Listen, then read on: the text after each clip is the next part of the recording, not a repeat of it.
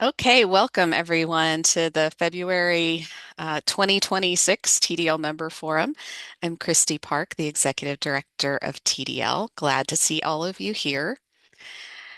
As we're gathering today in this shared virtual space, we'll start as normal by acknowledging the physical places we're joining from, all of them located on the indigenous lands of Turtle Island, the ancestral name for what is now called North America.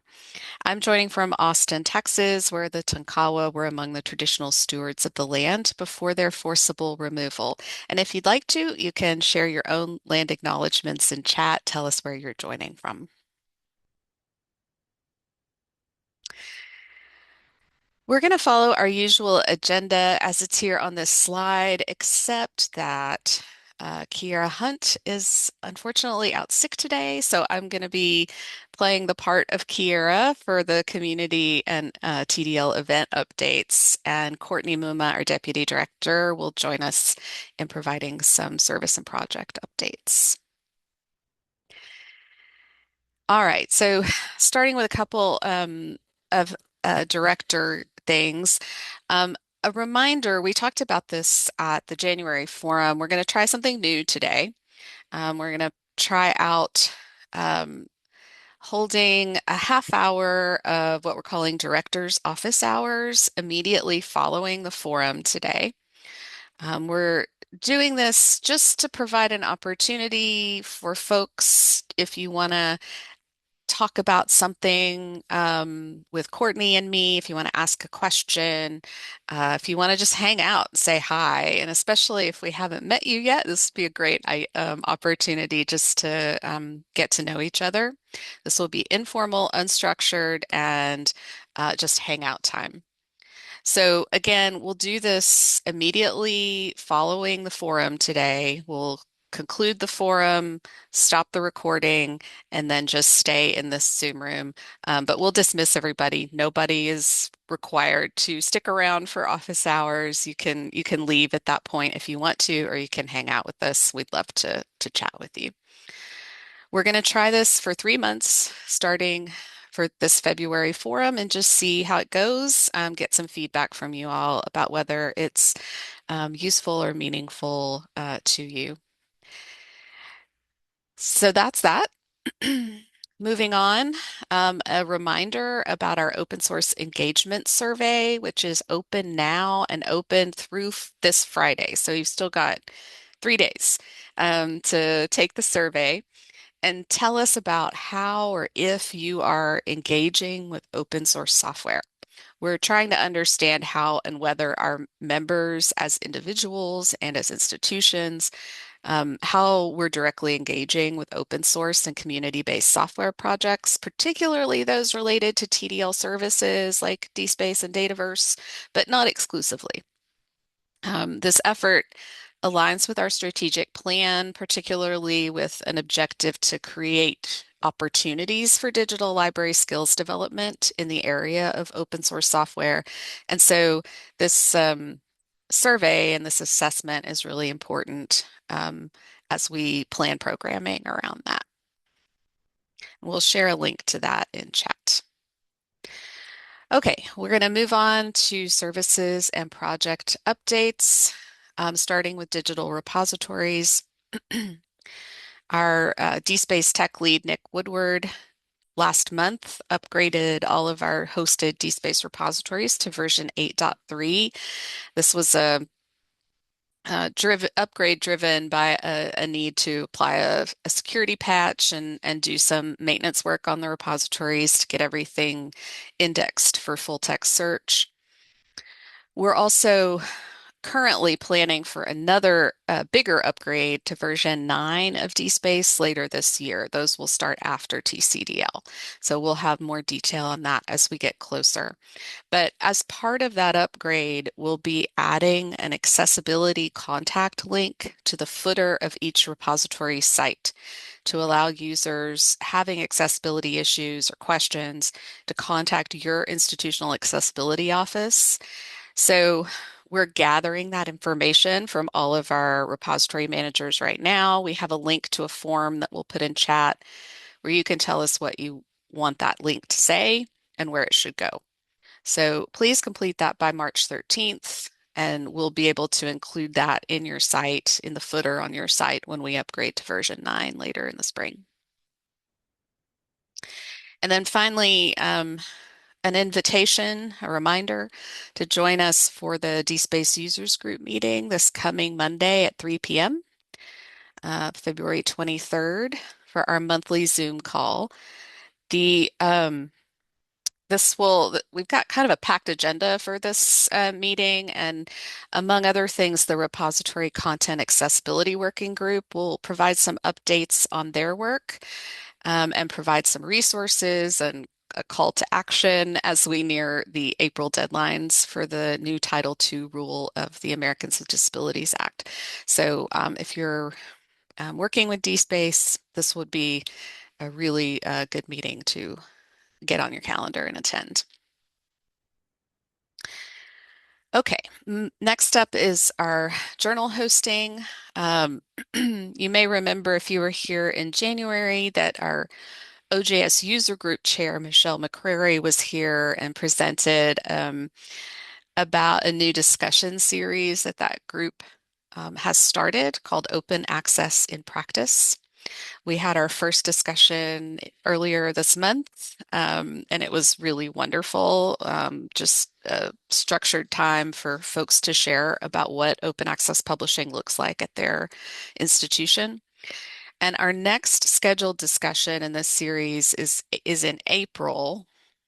It'll be April 2nd, 10 a.m. And the topic this time will be working together to strengthen journal support, sharing insights and resources.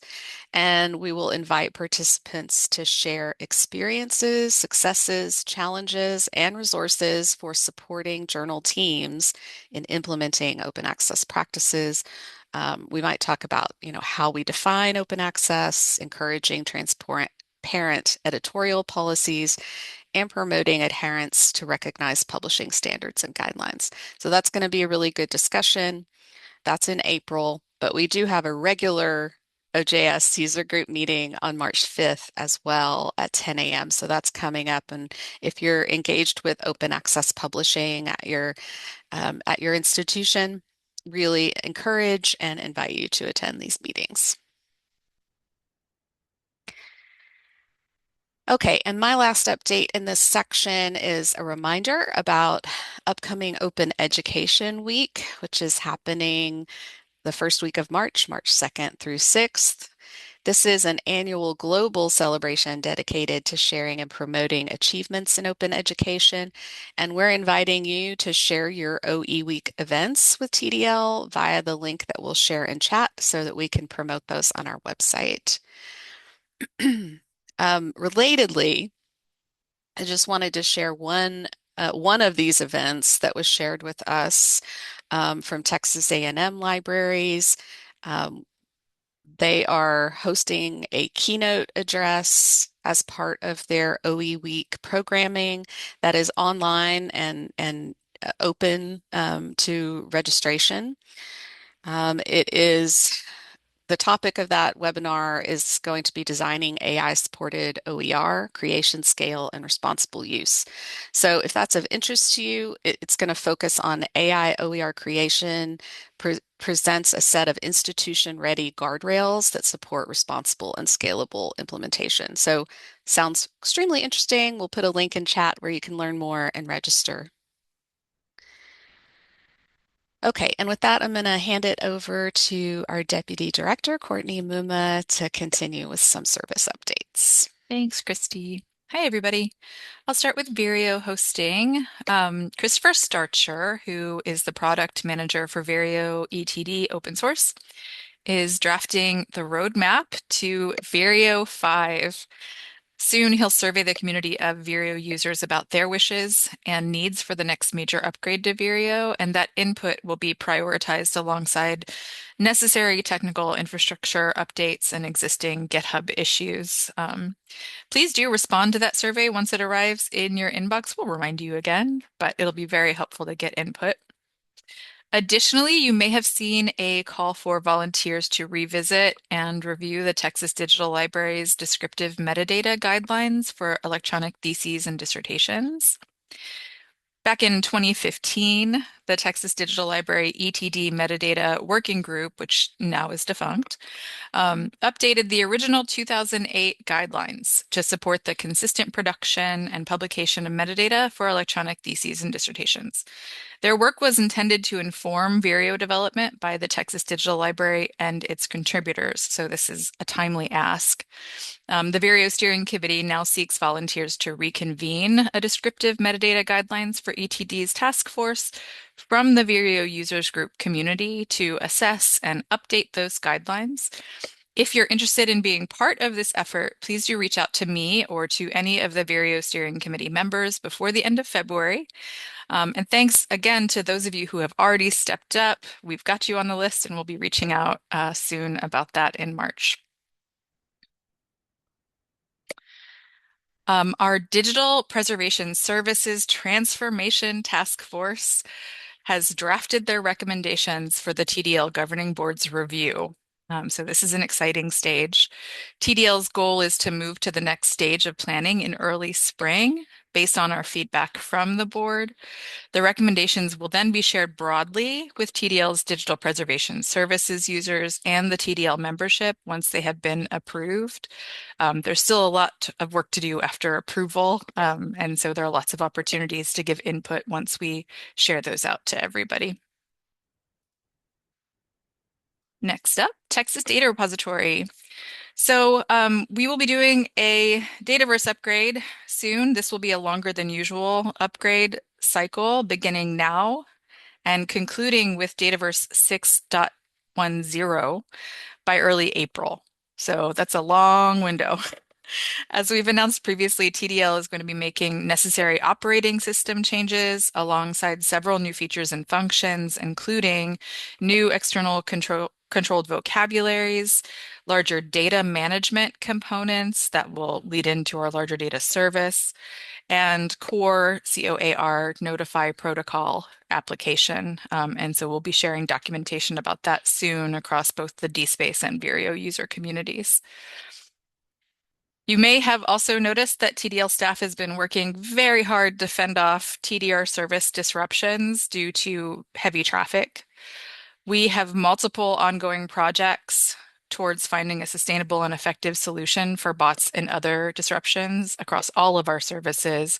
But in particular, we've been looking at TDR a little bit closer lately because of these disruptions.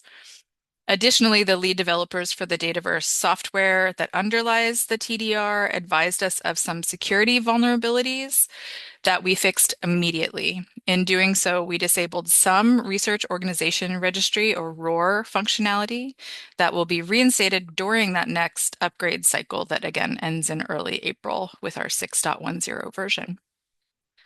And with that, I'm going to hand back over to Christy Park as Kiara Hunt um, for our community updates. Okay, thank you, Courtney. Okay, I'm going to do my best with these updates, and I've got a couple of TCDL related updates to start out with.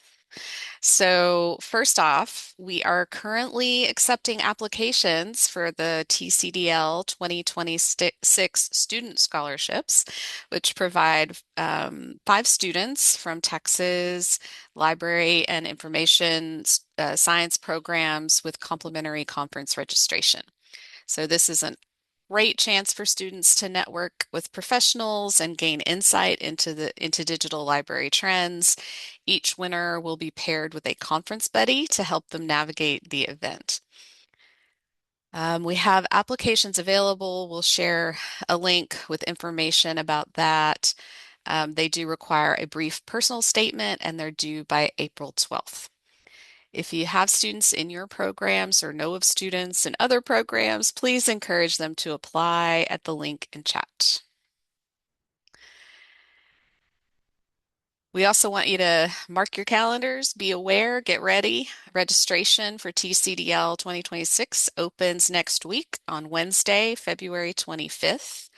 And we'll be sharing out up-to-date registration rates and all the details about this next week. And we're really excited to be at this point. It's getting close. Our next update comes from the Web Archiving Texas interest group, um, which is going to be hosting a hands-on workshop featuring staff from Web Recorder on February 25th, also next week. So this is coming up quick. Participants will get direct experience using browser tricks to archive dynamic web content, including embedded media and sites that require logins. Whether you're interested in their cloud-hosted service or prefer using command line tools, this session will show you how to achieve high-fidelity web archiving for your institution. It's completely free and open to all skill levels. You do need to register to receive the Zoom link, and we'll put a link in chat where you can do just that.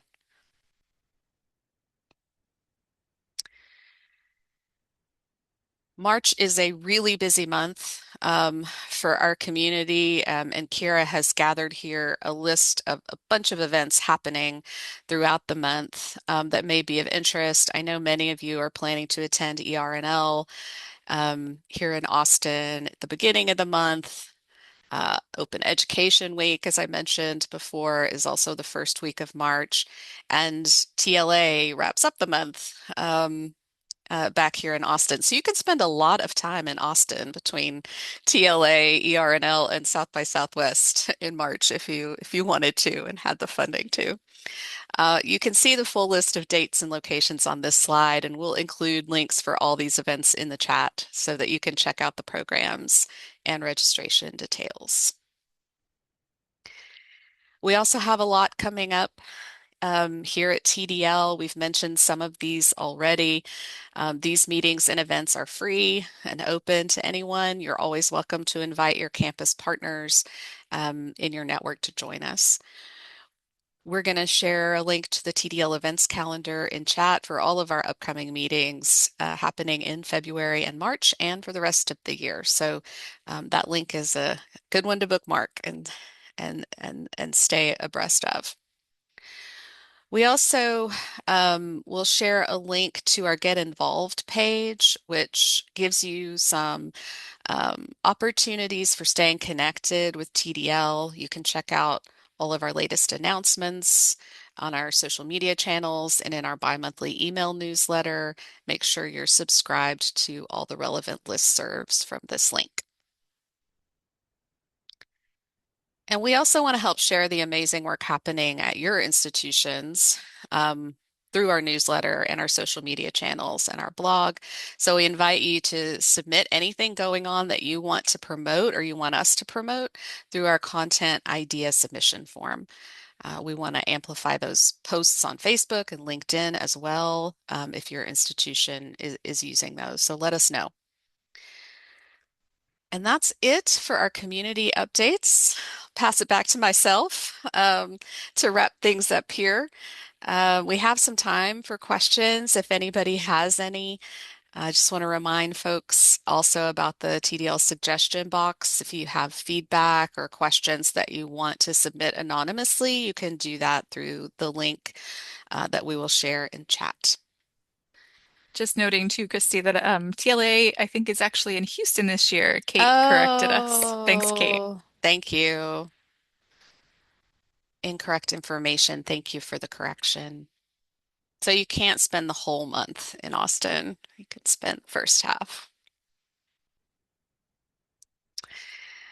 Okay, I'll pause for a minute to see if there are any other questions or comments coming from chat. I have a question for Courtney, Christy. Sure. When is the next DPLA harvest? I want to make sure I have several new collections that I'd like to be harvested, so. Excellent. Thank you.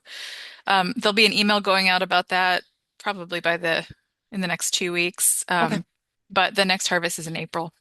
Okay. And That's you're what I right. Yeah, thought. I thought it was coming up. That's why I'm like, oh, I don't know when it is. yeah, but your deadline's going to be in probably the second week of March. Okay. So I'll send that email out again before the end of February for everybody as a big reminder and get those new collections in. All We've already right. we're over 150,000 now after Awesome. this last January harvest, so it's pretty exciting. That's very exciting. Thanks, Courtney. Sure. Thanks, Angie. Good to see you. You too. Thanks for the question. Anybody else?